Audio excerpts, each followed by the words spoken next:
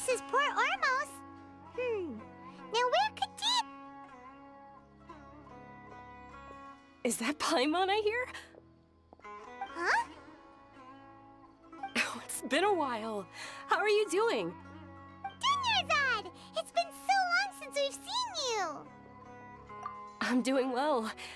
I can go as far as saying I have never been happier in my entire life.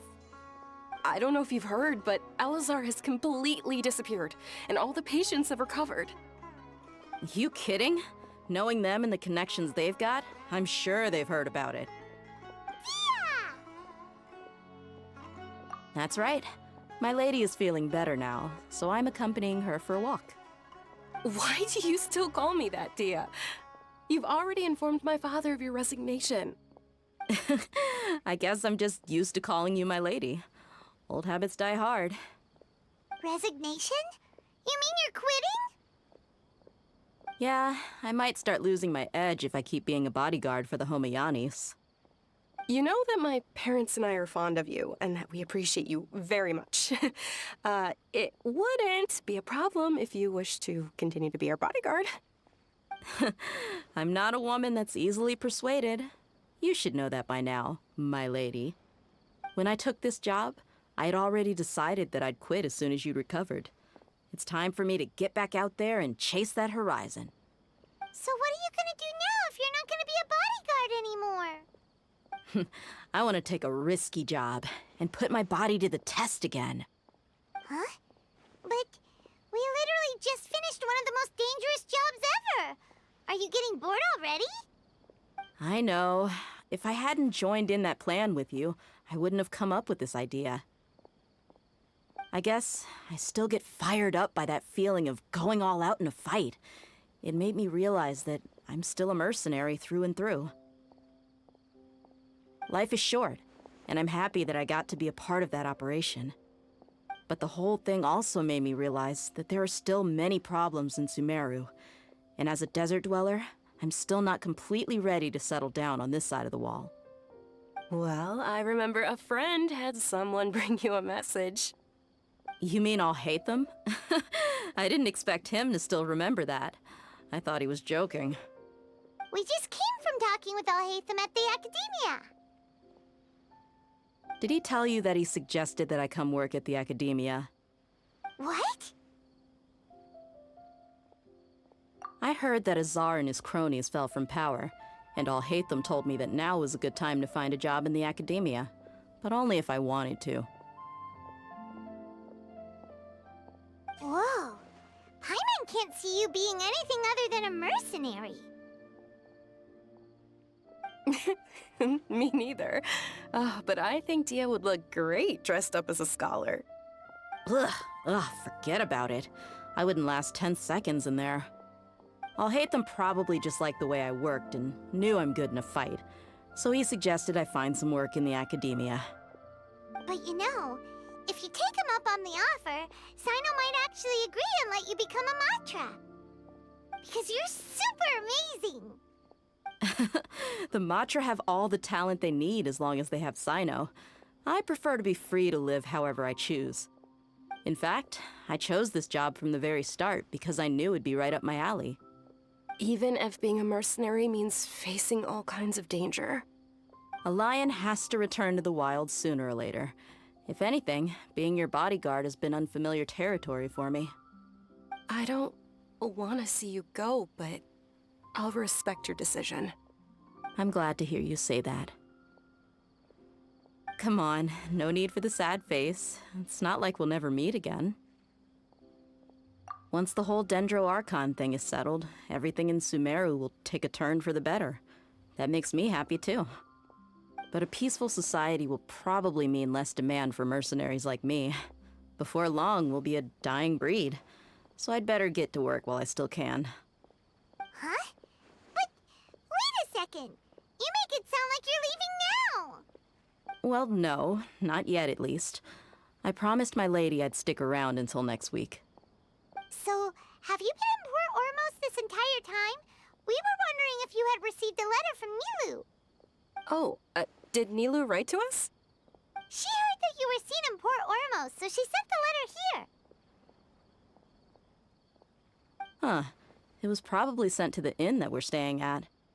My lady has been very energetic lately and keeps taking me on hikes, staying out even into the night. By the time we get back, the receptionist is usually off napping on the job. Right, and we tend to leave quite early in the morning, so the old man on duty is also usually dozing off. So what it really sounds like is that the person on duty is always asleep. I bet the letter's at the reception desk. I'll go check later. No wonder there wasn't a reply. You never received the letter. Good thing Nilu asked us to come and check on that. Sorry to make you two come all the way out here. It must be something important for Nilu to specifically write to us like that. Yes, she said they were preparing a victory feast in the Grand Bazaar, and will also be celebrating Sino's reinstatement as General Mahamatra. She was hoping you could come. Great! I'll be sure to attend. Count me in too. But is there some sort of dress code or anything for the feast? Can I just show up looking like this? Since it's being organized by Nilu, I don't think she'll be too picky about that. If anything, I think she wants to see us as our most natural selves. All right, then this is how I'll show up. The feast will be held in 2 days, so don't forget. Sure. Thank you so much for letting us know. We'll see you there. Oh, by the way, do you happen to know where Sino and Raman are? The General Mahamatra always comes and goes without a trace. Normally no one knows his whereabouts. Oh. But last time we met, he mentioned that he had something to do in Aru village. You can try your luck there. As for Raman, your guess is as good as mine. I only remember he said that he had something to discuss with Sino. You can ask Sino when you meet him. Don't mention it. You'd better get going. All right, on to our next stop.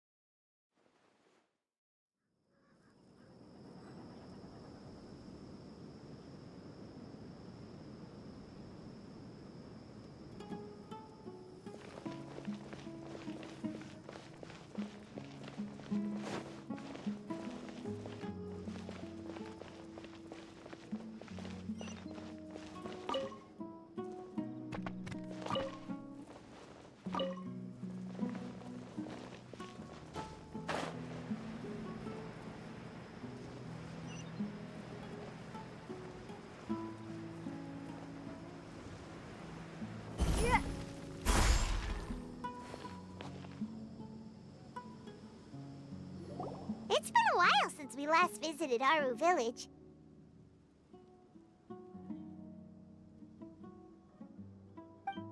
Ah, there's Sino!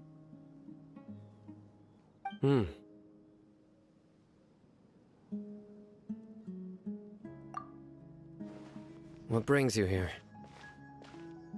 We recovered well, and Tanari agreed to let us leave, so now we're out and about again.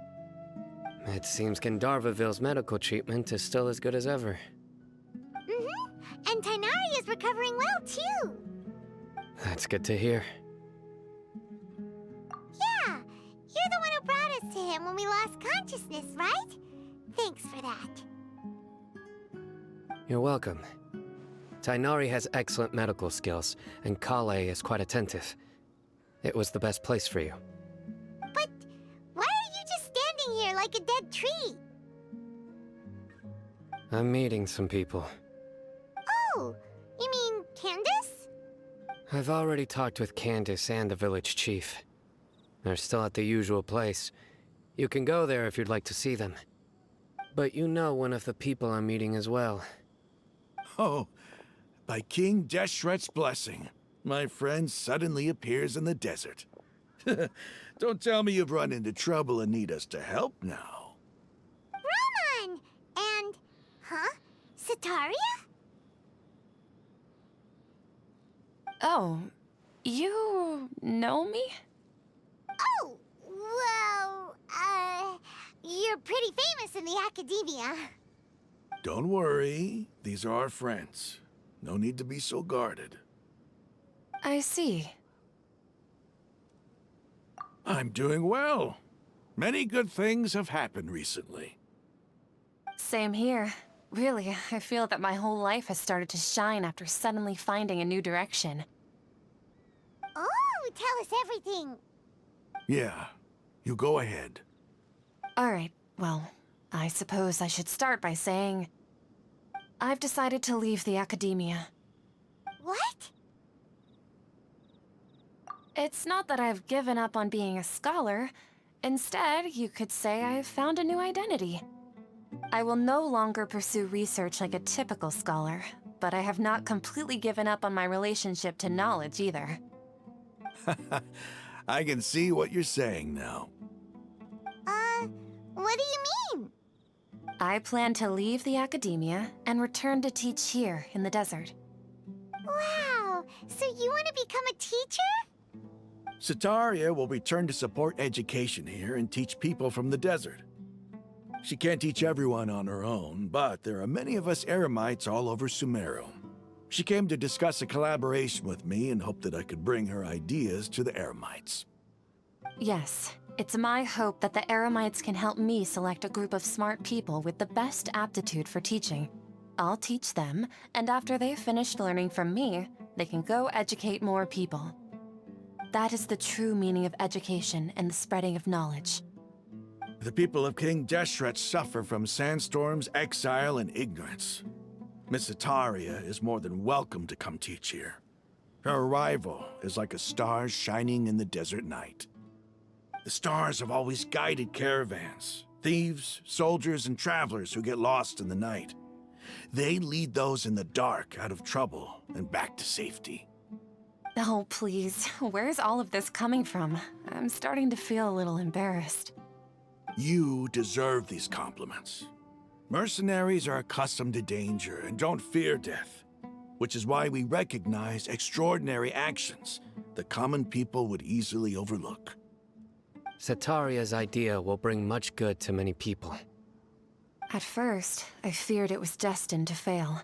Everyone knows that the academia doesn't allow scholars to teach in the desert without permission. As you know, all knowledge is under their surveillance and control, and very few desert dwellers are as lucky as me. But what I heard at that time has been haunting my heart, as if there were lightning bolts constantly bombarding my soul. Sataria, you tread a treacherous path, and the longer you ignore it, the tighter the academia's grasp on you will become.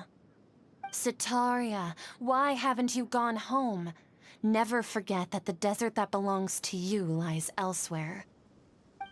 Miss. These words sparked something in me, and I knew that I had to bring something back to my people after going home.